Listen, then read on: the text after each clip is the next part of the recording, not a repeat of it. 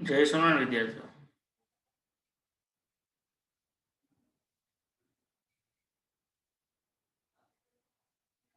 Good morning.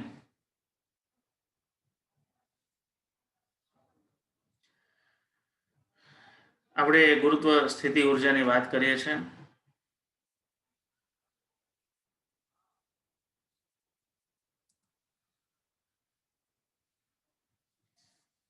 તો ગુરુત્વ સ્થિતિ ઉર્જાની જરૂર શું પડે? તો કોઈ પણ પદાર્થ પૃથ્વીની સપાટી ઉપર હોય અને પૃથ્વીની સપાટી ઉપરથી આપણે અનંત અંતરે મોકલવો હોય તો કંઈક કાર્ય કરવું પડે. તો અનંત અંતરે મોકલવા માટે કેટલું કાર્ય કરવું પડે એ એની સ્થિતિ ઉર્જા ઉપરથી નક્કી થાય.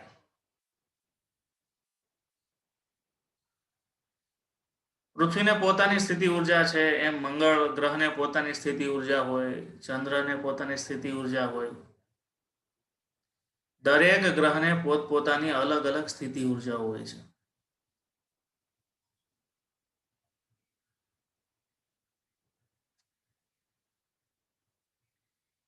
એમ આપણે પૃથ્વીની પણ સ્થિતિ ઉર્જાની ગણતરી કરી હતી,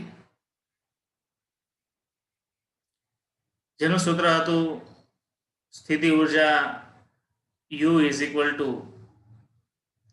-GME m ના છેદમાં r સ્ક્વેર, સોરી ના છેદમાં r, -GME m ના છેદમાં r.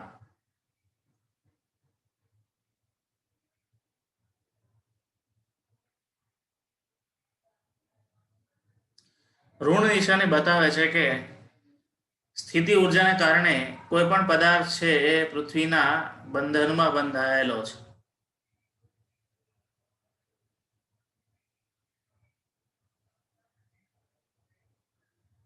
અનંત અંતરે પૃથ્વીની સ્થિતિ ઉર્જા 0 છે અને પૃથ્વીની સપાટી પર સ્થિતિ ઉર્જા -GMEm/RE જેટલું છે. વિદ્યાર્થીઓ,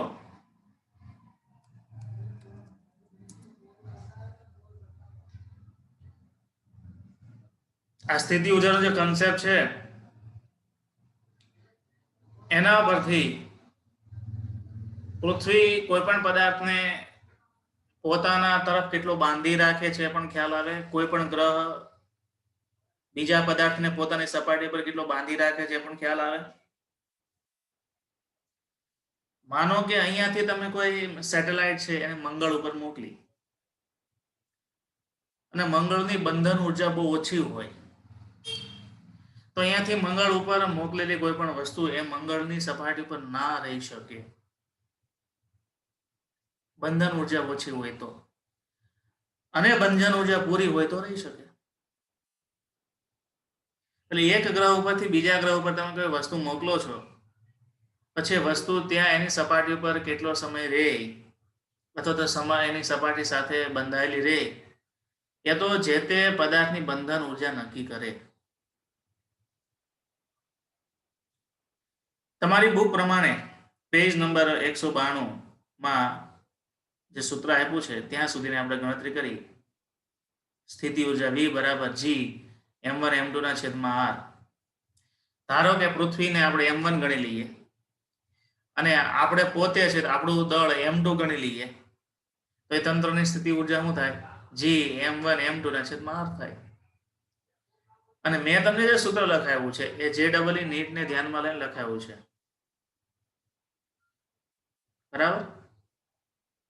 ચલો આગળ જઈએ. ઋણ નિશાની સૂચવે છે કે પદાર્થ પૃથ્વીના બંધનમાં બંધાયેલો છે. હવે એનું સૂત્ર છે U = GMEm/RE², એને ગુણ્યા RE. એટલે કે આ જે સમીકરણ હતું ઉપરનું સમીકરણ RE વડે ગુણો અને RE વડે ભાગી નાખો, એટલે RE/RE² થઈ ગયું. વિદ્યાર્થીઓ, GMEm/RE આ કોનું સૂત્ર છે?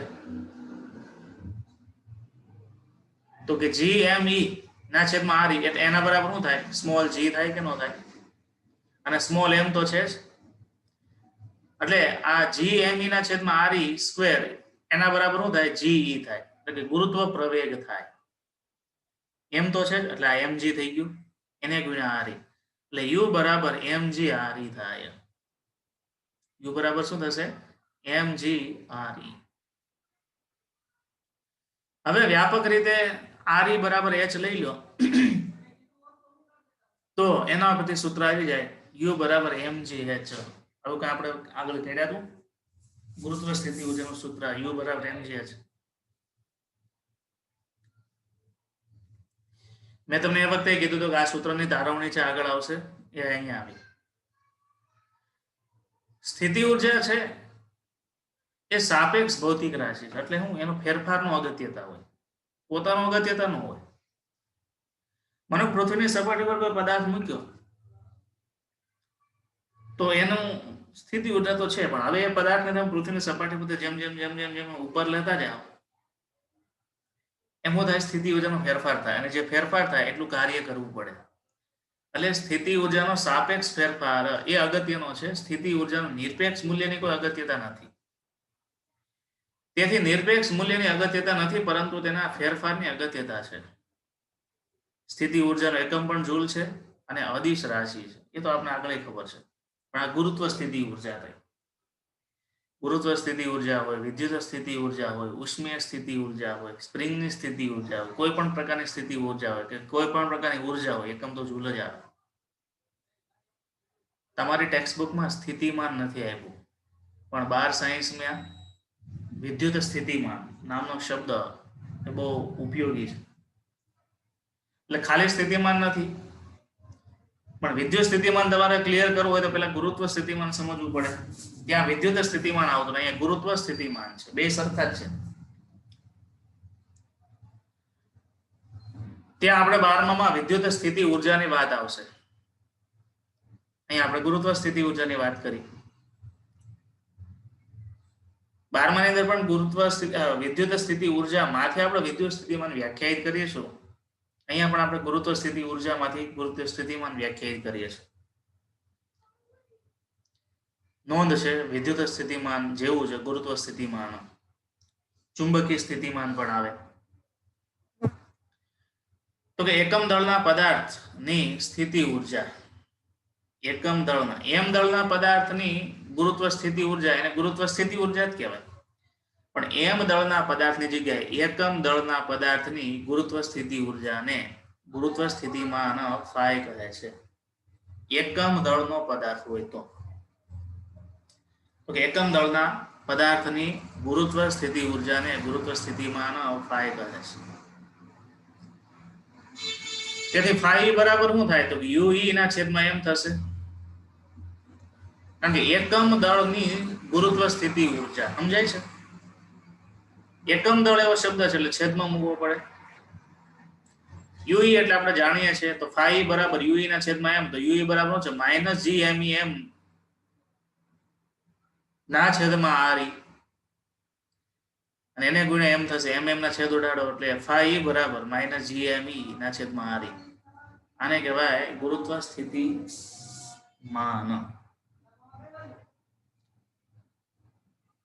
આમ જોવા જાઓ તો એમ દળના પદાર્થની ઊર્જા એને ગુરુત્વ સ્થિતિ ઊર્જા કહેવાય, ને એકમ દળના પદાર્થની ઊર્જા એટલે ગુરુત્વ સ્થિતિમાન થાય. બરાબર. આનો એકમ છે જૂલ પ્રતિ કિલોગ્રામ. જૂલ પ્રતિ કિલોગ્રામ. આ પણ અદિશ રાશિ છે. એટલે ગુરુત્વ બળ, ગુરુત્વ પ્રવેગ અને ગુરુત્વ તીવ્રતા ત્રણ ભૌતિક રાશિ સદિશ થાય. ગુરુત્વ સ્થિતિ ઊર્જા, ગુરુત્વ સ્થિતિમાન આ છે અદિશ રાશિ છે.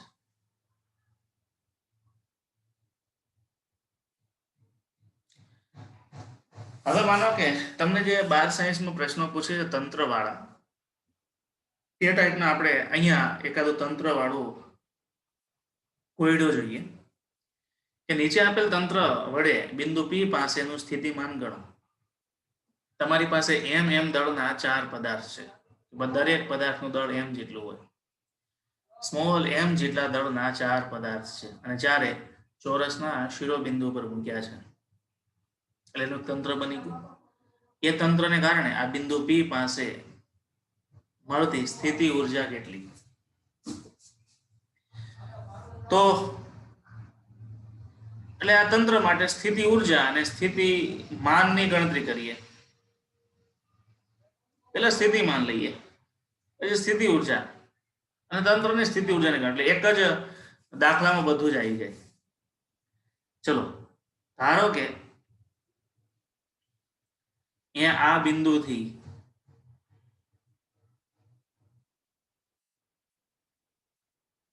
શિરોબિંદુથી મધ્ય કેન્દ્રનું અંતર r જેટલું હોય તો આ r જેટલું થાય, આ r જેટલું થાય. આ વિકર્ણ થઈ ગયો. 2r² નું વર્ગમૂળ કાઢલો, √2r થઈ ગયું. એટલે અહીંયાથી આ અંતર છે 2r થાય, અહીંયાથી અંતર છે p સુધી r થાય, અને આ એક પદાર્થથી બીજા પદાર્થનું અંતર √2r થશે. બિંદુ P નું સ્થિતિમાન એટલે શું? તો બિંદુ P પાસે સ્થિતિમાન કોણ કોણ લગાડે? તો પહેલો પદાર્થ છે એ પણ સ્થિતિમાન લગાડે, બીજો પદાર્થ છે એ પણ સ્થિતિમાન લગાડે, ત્રીજો પદાર્થ છે એ પણ સ્થિતિમાન લગાડે, ચોથો પદાર્થ છે એ પણ સ્થિતિમાન. આના પરથી તમને પ્રશ્ન કેવા પૂછે ખબર છે? કે પૃથ્વીની સપાટી પર રહેલો કોઈ પદાર્થ પર પૃથ્વી વડે ને ચંદ્ર વડે લાગતું સ્થિતિમાન કેટલું? આપણે પૃથ્વીની સપાટી ઉપર ઉભા છીએ તો પૃથ્વીની સપાટી પર પૃથ્વીનું પણ સ્થિતિમાન લાગે અને પૃથ્વીની સપાટી પર ચંદ્રનું પણ સ્થિતિમાન લાગે. ચંદ્રનું પૃથ્વીની સપાટી પર સ્થિતિમાન લાગે ને એનું ઉદાહરણ છે દરિયામાં ભરતી ને ઓટ આવે. ખબર છે દરિયામાં ભરતી ને ઓટ શું કામ આવે? આ જો એ બહુ અગત્યનો મુદ્દો છે. પૂનમના દિવસે દરિયામાં ભરતી આવે છે અને અમાસના દિવસે દરિયામાં ઓટ આવે છે. એ દરિયામાં ભરતી ને ઓટ આવવાનું કારણ તમને કોઈને ખબર છે? એ ગુરુત્વાકર્ષણ બળ છે. તો એ વળી કયું ગુરુત્વાકર્ષણ બળ? તમને એમ થાય કે પાણી છે દરિયાની અંદર, એ તો પૃથ્વીની સપાટી ઉપર જ છે. તો પૃથ્વીની સપાટી પર જે પાણી છે એને પૃથ્વીનું ગુરુત્વાકર્ષણ બળ લાગે જ છે. ખાલી પૃથ્વીનું ગુરુત્વાકર્ષણ બળ લાગે છે? ના. પૂનમ હોય ત્યારે એ ચંદ્ર એ દરિયાની સપાટીની નજદીક હોય. જે જગ્યાએ દરિયો છે ત્યાં પૂનમ છે. દરિયાકાંઠે આપણે ઉભા હોય પૂનમના દિવસે તો આપણા માટે પૂનમ છે, દરિયા માટે પૂનમ છે. એનો મતલબ શું કે ચંદ્ર આખે આખો સામે છે, 16 કલાએ ખીલેલો. એનો શું ચંદ્ર નજદીક છે. ચંદ્ર નું દળ એ દરિયાના પાણીના દળને ખેંચે છે. એ ખેંચાણને કારણે દરિયાનું પાણી ચંદ્ર તરફ થોડું ઊંચું આવે છે. એટલે એ જગ્યાએ જે જગ્યાએ પૂનમ છે એ જગ્યાએ શું આવશે? ભરતી આવશે. જે જગ્યાએ અમાસ છે ત્યાં શું થશે? તો ચંદ્ર છે પાછળ અપોઝિટ સાઈડ હશે. આપણે અમાસ છે તો બીજી જગ્યાએ પૂનમ હશે ને, એટલે પાણી છે એ બાજુ ખેંચાઈ જાય એટલે આ બાજુથી એમ જાય ઓટ આવે. અમાસના દિવસે ચંદ્ર છે એ દૂર હોય, ચંદ્રનું ગુરુત્વાકર્ષણ બળ નથી. એટલે દરિયામાં જે ભરતીને ઓટ આવે છે એ ચંદ્રના ગુરુત્વાકર્ષણ બળને કારણે છે. પાણી ઉપર પૃથ્વીનું ગુરુત્વાકર્ષણ બળ તો લાગે છે પણ ચંદ્ર પૃથ્વીની નજદીક છે, એ પણ દળવાળો પદાર્થ છે એટલે એ દરિયાના પાણી ઉપર ગુરુત્વાકર્ષણ બળ લગાડે છે. એના કારણે પાણી છે એમ ઉપર ખેંચાય, એના કારણે ભરતી આવે છે. આપણી બાજુ ભરતી આવે તો બીજી બાજુ ઓટ આવતી હશે, કારણ કે દરિયો તો આખા વર્લ્ડમાં સળંગ જ છે. આપણી બાજુ ઓટ આવે તો બીજી બાજુ ભરતી આવતી હોય. એટલે આપણે એવું સમજી લઈએ કે આપણે ઊભા છીએ તો ખાલી આપણા પૃથ્વીનું ગુરુત્વાકર્ષણ બળ લાગે એવું નથી. બીજો ગ્રહ પણ આપણે ગુરુત્વાકર્ષણ બળ લગાડે પણ એની પ્રબળતા બહુ ઓછી હોય અને પૃથ્વીના ગુરુત્વાકર્ષણ બળની પ્રબળતા વધુ છે એટલે આપણે અસર પૃથ્વીની જ દેખાય, પેલાની ના દેખાય.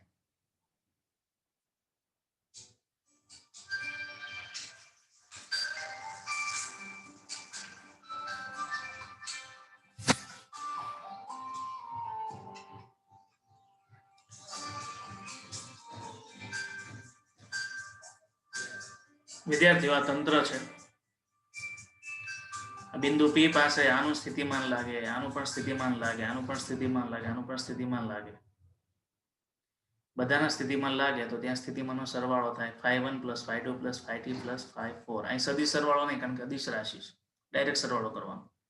પહેલાનું સ્થિતિમાન હું Gm1/r1, બીજાનું Gm2/r2, ત્રીજાનું Gm3/r3.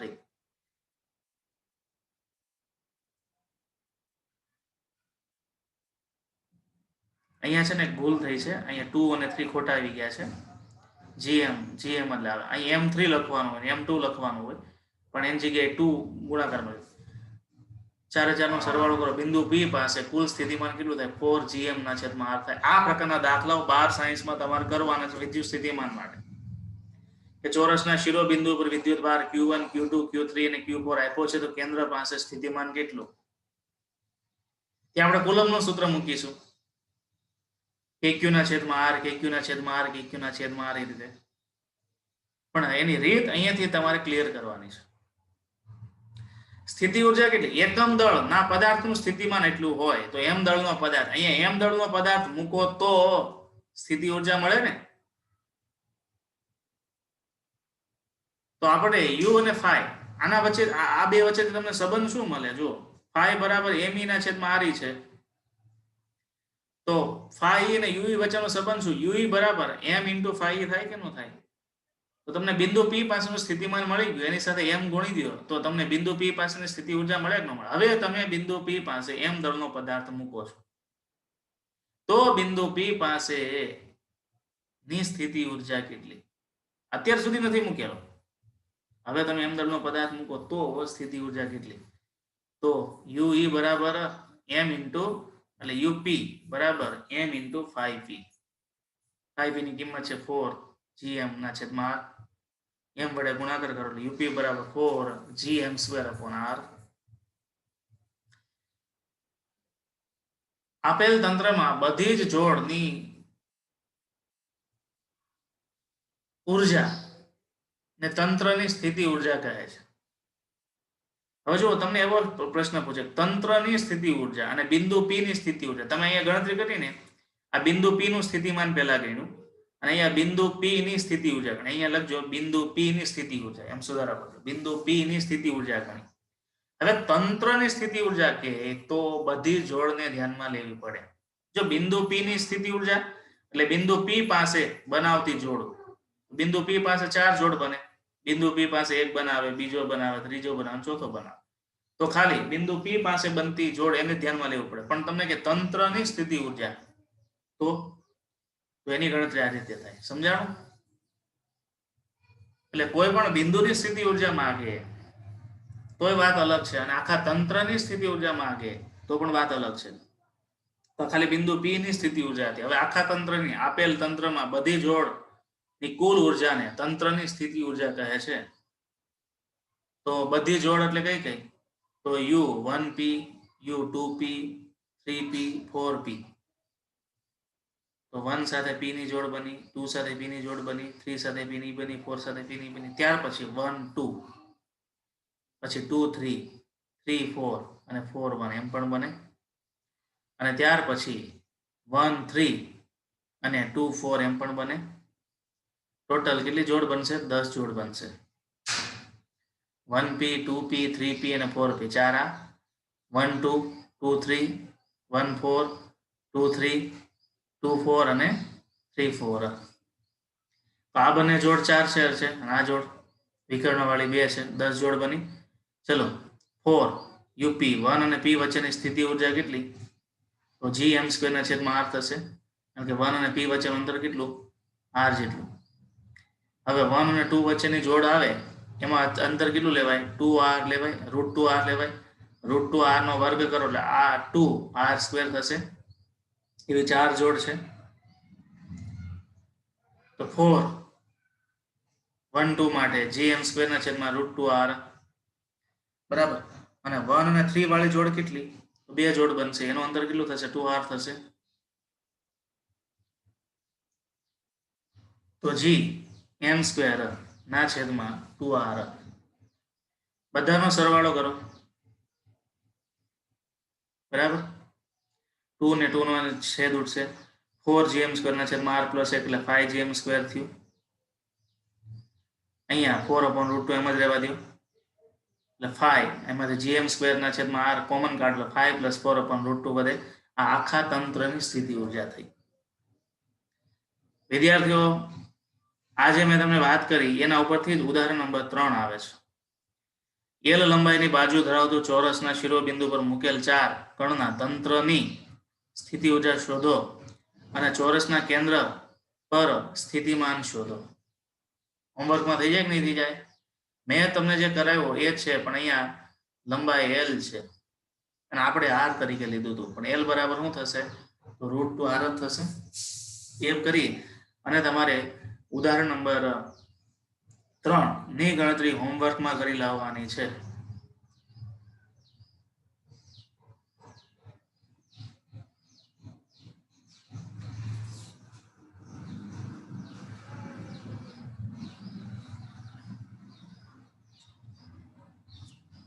થઈ જાય કે નહીં થઈ જાય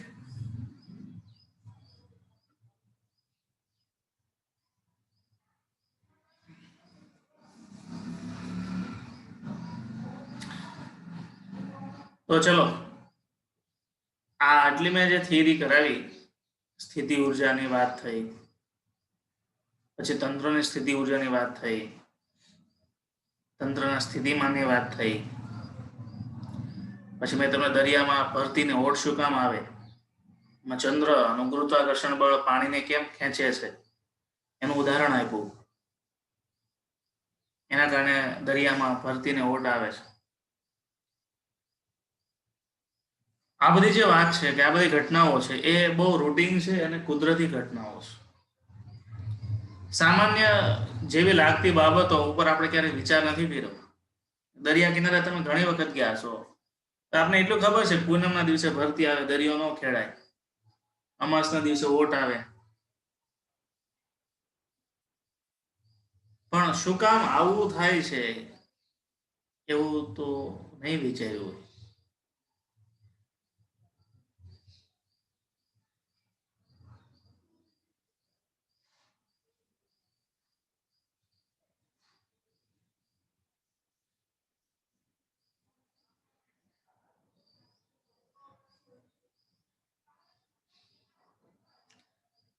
સ્વાધ્યાયનો 14મો દાખલો છે એની વાત કરી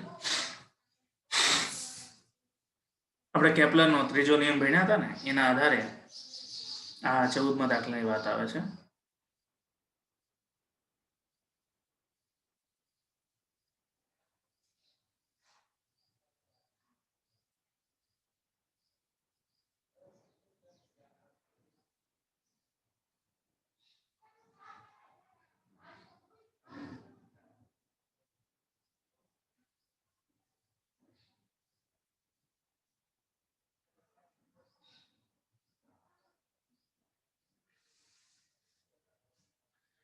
થોડું કેલ્ક્યુલેશનમાં ભૂલ હશે તમારે તો રીત જ જોવાની છે કેલ્ક્યુલેશન તો તમારી રીતે જ કરવાનું છે શનિ પરના વર્ષનો સમયગાળો પૃથ્વી પરના વર્ષના સમયગાળા કરતા 29.5 ગણો છે આપણું 1 વર્ષ થાય ને એવા 29 વર્ષ થાય ને ત્યારે શનિ સૂર્યની ફરતે એક પરિભ્રમણ પૂરું કરે છે શનિનો આવર્તકાળ કેટલો છે 29.5 સાડા 29 વર્ષ છે એટલે શનિ છે ને એક વખત આપણે નજદીક આવ્યો હોય ને તો 29 વર્ષે પાછો આપણે નજદીક આવે અને જ્યારે નજદીક આવે ત્યારે શનિના વલયો જોઈ શકાય 29 વર્ષ સુધી આપણે ભાઈ નજદીકમાં આવે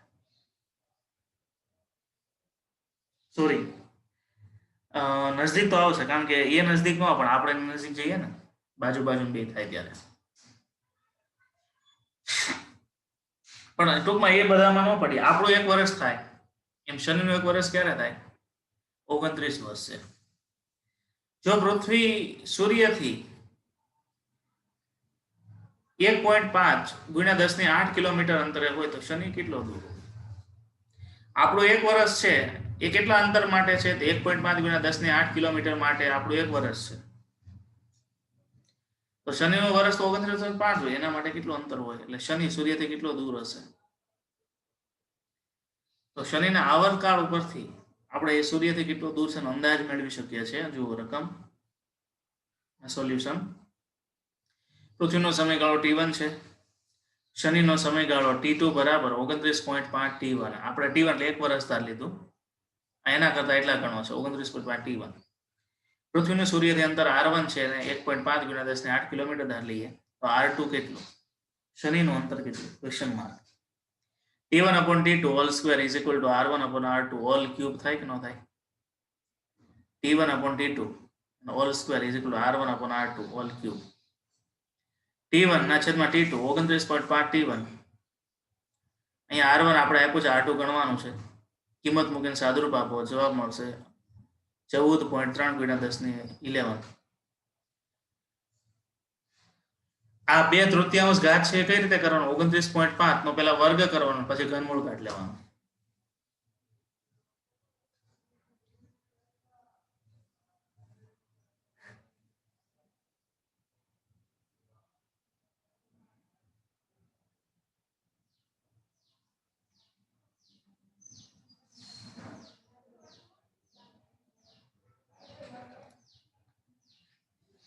પછી 16મો દાખલો કંઈક હોમવર્કમાં આપ્યો એવું લાગે છે, ગણતરી અધૂરી છે અને 16મો હોમવર્કમાં. તો આ જે દાખલો છે કેટલામાં હશે?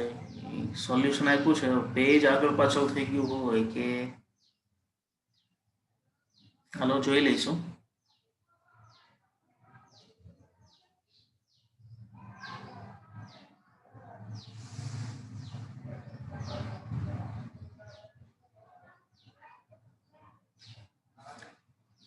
હું રેફરન્સ બુક એ મારી સાથે નથી લાવ્યો, એટલે હવે આ જે 1-2 દાખલાઓ છે 16મો કે એ કદાચ આપણે પાછળ રાખવા પડશે.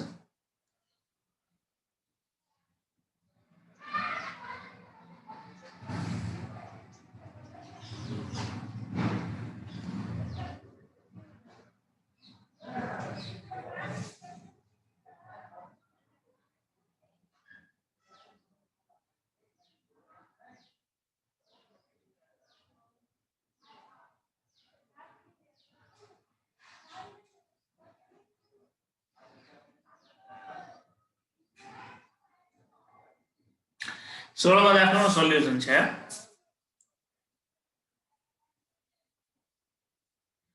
પૃથ્વીને નિયમિત ઘનતા ધરાવતો ગોળો ધારી લઈએ, જે પદાર્થનું પૃથ્વી પર વજન 250 ન્યૂટન હોય, તેનું પૃથ્વીના કેન્દ્ર તરફ અડધા અંતરે વજન કેટલું?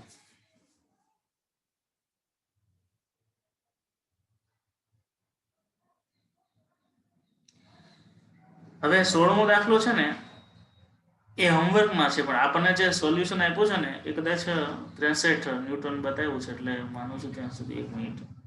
હા, 15માનું આ સોલ્યુશન છે.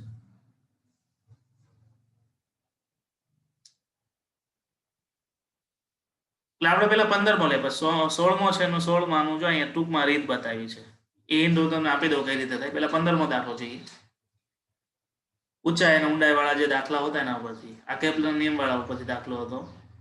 આગળ ગણ્યો એ 14મો.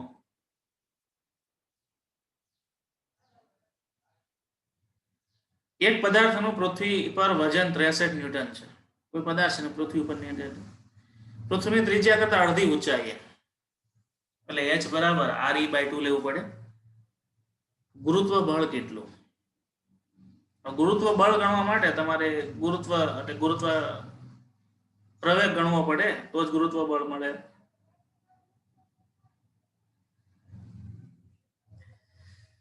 g બરાબર શું થાય? તો કે g me/re². અને ઊંચાઈ માટેનું સૂત્ર શું છે કે gh બરાબર g me/re+h². અહીંયા શોર્ટકટ વાળું સૂત્ર ડાયરેક્ટ નો મુકાય. gh બરાબર g1 + 2h/r વાળું સૂત્ર નો મુકાય. ક્યારે વપરાય? જ્યારે h એ r કરતા ઘણો મોટો હોય ત્યારે. અહીંયા h r કરતા ઘણો મોટો હોય, ખાલી અડધો જ મોટો છે, એટલે રીત પ્રમાણેનું સૂત્ર છે ને એમ જ કરવું પડે. તો ત્યાં ઉતાવળ નહીં કરવાની, દ્વિપદી પ્રમેય વાળું સૂત્ર નહીં મૂકવાનું. gh ના છેદમાં g is equal two re square ના છેદમાં re plus h whole square નું સાદરૂપ આપવાનું છે. h બરાબર re બાય 2 મૂકવાનું છે. re ને કોમન કાઢ લેવામાંથી એટલે 1 પ્લસ 1/2 હોલ સ્ક્વેર વધે, એનું તમે સાદરૂપ આપો એટલે 9/4 થશે, છેદનો છેદ અંશમાં એટલે 4/9 થશે, r ના છેદ ઉડશે, બરાબર. એટલે gh બરાબર g 4/3 આવશે, 4/9 આવશે. હવે બે બાજુ m વડે ગુણો તો mgh is equal two mge 4/9. mgh એટલે શું છે? w ડેશ, અને mg શું છે? 63, એટલે mge ગુરુત્વ બળ કેટલું છે? 63 છે. અને આ mgh એટલે શું થશે? w ડેશ થશે. આ સપાટી પરનું ગુરુત્વ પ્રવેગ નું મૂલ્ય અને આ હાઈટ ઉપર ગુરુત્વ પ્રવેગ નું મૂલ્ય, હાઈટ ઉપરનું બળ એટલે w ડેશ, વજન બળ w ડેશ. 63 ગુણ્યા 4 ના છેદમાં 9 એટલે 28 ન્યૂટન થાય. જે 63 ન્યૂટન હતું એ 28 ન્યૂટનનું વજન બતાવે. ખ્યાલ આવ્યો? 63 કિલોગ્રામ નો પદાર્થ હોય કેટલો ભારે લાગે? 28 કિલોગ્રામ.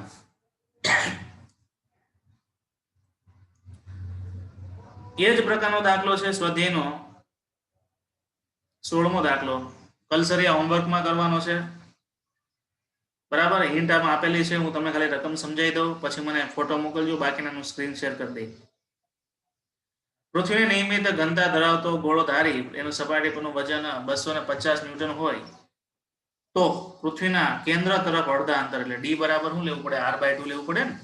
એમાં સીધું જ સૂત્ર ચાલશે, કારણ કે એમાં આપણે દ્વિપદી પ્રમેયનો કન્ડિશનનો ઉપયોગ નથી કર્યો. વજન કેટલું? 250 ન્યૂટન જ્યાં વજન બળ લાગતું હોય ત્યાં હવે કેટલું વજન બળ લાગશે? તો પૃથ્વીની સપાટી પર mge બરાબર 250 ન્યૂટન, d બરાબર r/2 લેવાનું. તો w ડેશ બરાબર શું થાય? mgd થાય, બરાબર. હવે gd બરાબર શું છે? તો ge 1 - d ના છેદમાં r,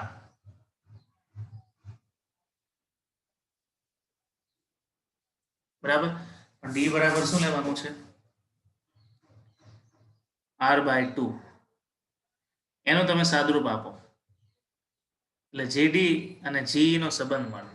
એમાંથી gd ની જે કિંમત મળે એ તમારે આ સમીકરણમાં મૂકી દેવાની એટલે વજન મળી જશે.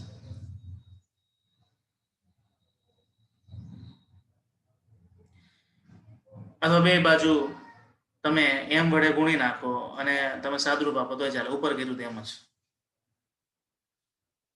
આ જે છે એ ખોટું છે, એ પ્રમાણે નહીં કરતા.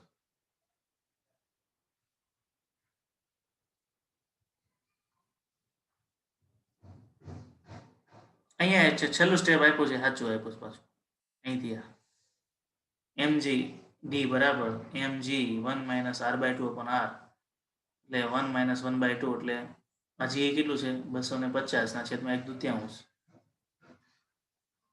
125 ન્યૂટન.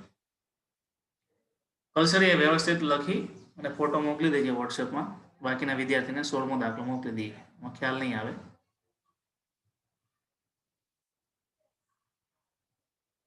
તો આ દાખલા પછી સ્વાધ્યાયનો 21મો દાખલો આવે છે. આ કેટલા ટકાનો ઘટાડો થાય એ બીજા ચેપ્ટરના ત્રુટિના કન્સેપ્ટ ઉપરથી આવે. એટલે એ ઘટાડો ટકાવારીના જે બધા પ્રશ્નો છે ને આપણે બાકી રાખીએ, એની કઈ જરૂર નથી. સ્વાધ્યાયનો 21મો દાખલો કાલે કરીશું અને ત્યાર પછી નિષ્ક્રમણ વેગ અને નિષ્ક્રમણ ઉર્જા ઉપર જવું છે.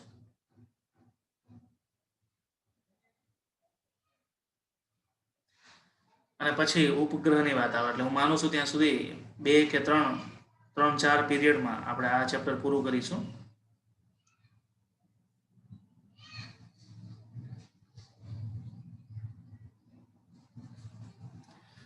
હવે બધા જે કન્સેપ્ટ છે એસ્ટ્રોફિઝિક્સના છે. એસ્ટ્રોનોમિકલ ફિઝિક્સ, અવકાશ શાસ્ત્ર ને લગતા મુદ્દાઓ વધારે આવે છે. વાંધો નહીં, 2-3 પીરિયડ લાગશે પૂરું કરતા. અને આપણે પ્રકરણ નંબર 2 ઉપર જવાના છીએ. ત્રુટીઓ વાળું જે ચેપ્ટર છે, એટલે ત્રુટીઓના લગતા દાખલાઓ આવે છે હવે સાથે સાથે ગણાતા જાય. પછી દોલનો અને તરંગો લઈશું બીજા પાર્ટમાં, જે 12મા માટે અગત્યના ચેપ્ટર છે. અને પછી બીજા પાર્ટમાં આપણે પ્રકરણ નંબર 9 થી શરૂઆત કરીશું. 9, 10, 11, 12 એ રીતે. પેલા એના છેલ્લા જે પ્રકરણ છે ને દોલનો તરંગો વાળા, એ પૂરા કરીશું. અહીંયા આપણે પૂરું કરીએ. કોઈ વિદ્યાર્થીને કંઈ ક્વેરી હોય તો રાઇઝન કરે.